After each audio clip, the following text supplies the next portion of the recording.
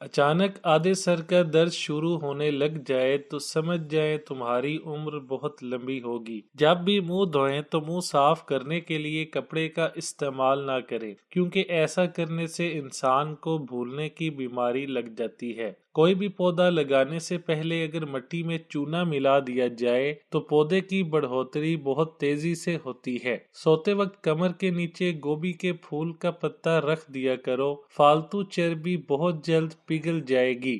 Glycerine, ارکے گلاب اور لیموں کا استعمال آپ کی جلد کو خشک موسم کے تمام مسائل سے دور کر سکتا ہے۔ ان تینوں چیزوں کو مکس کر کے بوتل میں ڈال کر رکھ لیں اور رات سونے سے پہلے ہاتھ، پاؤں اور چہرے پر لگائیں۔ جو لوگ مچھلی کھاتے ہیں دل کی بیماری میں مبتلا ہونے سے بچے رہتے ہیں۔ پپیتے کے بیج پیٹ کے کیڑوں کو ختم کرتے ہیں۔ اگر جسم سے بدبو آتی ہو تو پھٹکڑی لے کر پانی میں ملا لیں اور اس پانی سے غسل کریں، جسم سے بدبو آنا ختم ہو جائے گی۔ چاکلیٹ کھانے سے ذہنی سکون حاصل ہوتا ہے۔ دل کی بیماریوں کو ختم کرنے میں چاکلیٹ اہم کردار ادا کرتی ہیں۔ بیسن اور مالٹے کے پسے ہوئے چھلکوں میں ارکے گلاب ڈال کر پیسٹ بنا لیں اور اس میں وٹامن ای کا تیل ڈال دیں۔ پھر اس کو ہاتھ پاؤں پر 5 منٹ تک رہنے دیں اور آہستہ آہستہ مل کر اتار لیں۔ اس سے آپ کے ہاتھ پاؤں صاف ہو جائیں گے۔ رات سونے سے پہلے دودھ میں 1 چمچ گھی ڈال کر پینے سے پورے جسم سے سٹریس دور ہو جاتی ہے۔ مرچوں کی ہاتھوں سے جلن ختم کرنے کے لیے مرچیں کاٹنے کے بعد آٹا گوندھ لیں، جلن دور ہو جائے گی۔ اگر آپ کے کمرے میں بہت زیادہ چھپکلیاں ہیں تو پیاز کے چند پتے کمرے میں رکھ کر کچھ گھنٹوں کے لیے دروازہ بند کر دیں اور اس کے بعد دروازہ کھول دیں۔ چھپکلیاں اور کیڑے وغیرہ بھاگ جائیں گے اور دوبارہ کبھی نہیں آئیں گے۔ سردی کے موسم میں روز صبح منہ دھونے سے پہلے ایلو ویرا کا پانی منہ پر لگانے سے جلد خشک بھی نہیں ہوتی اور چہرہ ہمیشہ صاف رہتا ہے۔ اگر سردی میں آپ کو بار بار پیشاب آتا ہے اور آپ سردی کی وجہ سے اس سے تنگ آ چکے ہیں تو خشخاش اور تھوڑے سے سفید تل لے کر انہیں پیس کر رکھ لیں اور رات کو سوتے وقت 1 چمچ کھا لیا کریں۔ پوری رات آرام سے نیند آئے گی۔ جو خواتین گھر میں مچھلی کا زیادہ استعمال کرتی ہیں ان کے چہرے پر بال اگاتے ہیں۔ مولی کے رس میں نمک اور سیاہ مرچ ڈال کر پلانے سے پیٹ کا درد ٹھیک ہو جاتا ہے۔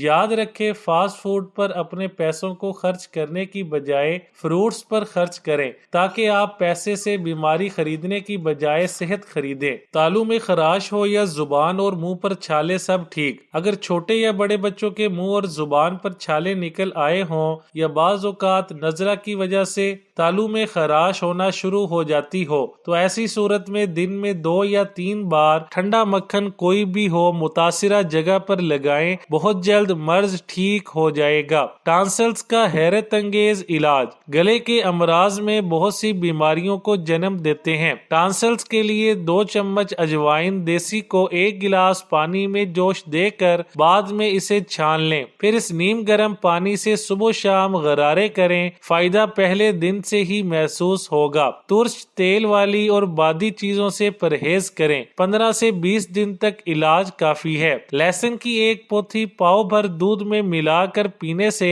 سام کا زہر زائل ہو جاتا ہے۔ اگر استری کے جلنے کا نشان کپڑے پر پڑ جائے تو متاثرہ حصے پر ٹیشو پیپر رکھیں، اس پر 2-3 قطرے ہائیڈروجن پر آکسائڈ ٹپکائیں۔ اب گیلی حالت میں ہی اس کاغذ کے اوپر استری پھیر دیں، داغ دور ہو جائے گا۔ اگر ریشمی کپڑے پر کوئی پرانا داغ لگا ہو تو اسے مٹانے کے لیے بورک ایسڈ کا محلول استعمال کریں۔ پاؤں کی بدبو ہمیشہ کے لیے ختم کریں۔ 1 عدد گول بینگن کو 4 حصوں میں برابر تقسیم کر کے دیگچی میں ڈال کر 1 لیٹر پانی میں ابال لیں۔ جو پانی نیم گرم رہ جائے تو اس پانی سے دونوں پاؤں اچھی طرح دھو لیں۔ ایک بار ایسا کرنے سے پورے 1 سال تک آپ کے پاؤں سے کسی قسم کی بدبو نہیں آئے گی۔ اگر 7 دن روزانہ ایسا کر لیا جائے ساری زندگی پاؤں کی بدبو سے نجات مل جاتی ہے۔ نبی اکرم صلی اللہ علیہ وآلہ وسلم نے نے دودھ پیا تو پانی منگوا کر کلی کی اور فرمایا اس میں چکنائی ہوتی ہے۔ آپ صلی اللہ علیہ وآلہ وسلم نے فرمایا بالوں کے رنگ کو تبدیل کر دو، سفید بالوں کو سیاہ کے علاوہ کسی اور رنگ میں نہ بدلو مگر کالے رنگ سے اجتناب کرو، برتن ڈھانک دو، مشکیزے کا منہ بند کر دو کیونکہ سال میں ایک رات ایسی ہوتی ہے جس میں وبا نازل ہوتی ہے، پھر جس بھی ان ڈھکے برتن اور منہ کھلے مشکیزے کے پاس سے گزرتی ہیں تو اس وبا میں سے کچھ حصہ اس میں اتر جاتا ہے۔ نیند سے بیدار ہوتے وقت اپنے ہاتھوں سے آنکھوں کو ملنا اور نیند کے آثار ختم کرنا سنت نبوی ہے۔ رسول اللہ صلی اللہ علیہ وآلہ وسلم 3 انگلیوں سے کھاتے تھے، کھانے سے فارغ ہوتے تو ان کو چاٹ لیتے تھے۔ رسول اللہ صلی اللہ علیہ وآلہ وسلم نے حکم فرمایا کہ کبھی کبھی ننگے پاؤں بھی رہا کریں پلکیں بڑی کرنے کے لیے۔ پلکیں بڑی کرنے کے لیے فلالین کے کپڑے کو نیم گرم دودھ میں بھگو کر آنکھوں پر اس وقت تک رکھے جب تک گرمائش ختم نہ ہو۔ چند بار کرنے سے پلکیں بڑی ہو جائیں گی۔ جو کھانا ہم کھاتے ہیں اسے 24 گھنٹے میں ہضم کر کے جسم سے باہر پھینکنا پڑتا ہے ورنہ ہم بیمار پڑ جائیں گے۔ جو پانی ہم پیتے ہیں وہ ہمارے جسم میں داخل ہو جاتا ہے اور 4 گھنٹے میں باہر پھینک دیا جاتا ہے ورنہ ہم بیمار ہو جائیں گے۔ ہم جس ہوا میں سانس لیتے ہیں اسے 1 منٹ میں باہر پھینکنا پڑتا ہے ورنہ ہم مر جائیں گے۔ نفرت، غصہ، غیبت، حسد، عدم تحفظ جیسے منفی جذبات کے بارے میں کیا خیال ہے جو ہم اپنے جسم ذہن میں دنوں، مہینوں اور سالوں تک رکھتے ہیں؟ اگر ان منفی جذبات کو باقاعدگی سے باہر نہ پھینکا جائے تو ہم نفسیاتی امراض کا شکار ہو جاتے ہیں۔ اگر نئی ریشمی جرابوں کو گرم پانی میں دھویا جائے تو وہ ساری عمر پائیدار رہے گی۔ کھانا پکانے کے دوران اگر موم بتی جلا کر چولہے کے قریب رکھ دی جائے تو کھانے کی خوشبو بہت ہی اچھی ہوتی ہے۔ ہر چیز منٹوں میں گلائیں، پائے ہوں یا سری، چنا ہو یا ماش کی دال، حلیم کی گندم ہو یا جو کسی بھی قسم کی چیز کو جلد گلانے کے لیے اسے چولہے پر چڑھانے سے پہلے اس میں بیکنگ پاؤڈر ملا دیں، بہت جلد گل جائے گی۔ فریج کے بغیر مکھن رکھنا۔ اگر فریج کے بغیر مکھن رکھنا ہو تو اسے چکنے کاغذ میں اچھی طرح لپیٹ کر آٹے کے تھیلے میں رکھ کر دبا دیں، مکھن ہفتوں تک نہیں پگھلے گا۔ روٹی کو ہلکا اور تازہ رکھنا۔ آٹا گوندتے ہوئے اس میں لیموں کے 2 یا 3 قطرے ڈالنے سے روٹی بہت ہلکی اور تازہ پکتی ہے اور ذائقے میں بھی کوئی فرق نہیں پڑتا۔ چوہاروں کو ابال کر دہی کے ساتھ کھائیں، اس کے استعمال سے مثانے کی کمزوری پر قابو پایا جا سکتا ہے۔ دہی میں انار کے چھلکوں کا پاؤڈر مکس کر کے کھانے سے کمزوری دور ہو جاتی ہے۔ نہانے سے پہلے سر میں سرسوں کا تیل ضرور لگا لیں، اس سے بال مضبوط رہتے ہیں اور ان میں چمک پیدا ہو جاتی ہے اور نہانے کے بعد تیل لگانے کی ضرورت بھی نہیں رہتی۔ اگر آپ کو جلد میں کسی بھی قسم کی تکلیف ہو تو آپ پیاز کے چھلکوں کو متاثرہ جلد پر ملیں، اس سے آپ کی جلد کی تکلیف ختم ہو جائے گی۔ سائیکالوجی کے مطابق اچھے اور خوبصورت کھلے کھلے کپڑے پہننے سے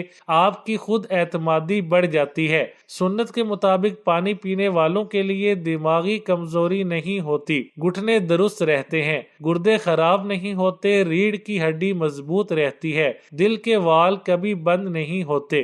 گھر کی جھاڑو لگانے اور صاف صفائی کے بعد آپ بھی یقیناً پونچھا لگاتی ہوں گی، اور پونچھا لگاتے وقت خواتین کو گھر کے بڑوں کی جانب سے اکثر یہ کہا جاتا ہے کہ پونچھا بیٹھ کر لگائیں، آرام اور اطمینان کے ساتھ لگائیں۔ کیا آپ نے بھی یہ جملہ سنا ہے؟ اگر ہاں تو کیا آپ کو معلوم ہے اس کا مقصد کیا ہے؟ کیوں کہا جاتا ہے؟ ٹانگوں کے درد میں بھی خواتین کو پونچھا لگانے سے بڑا فائدہ ملتا ہے۔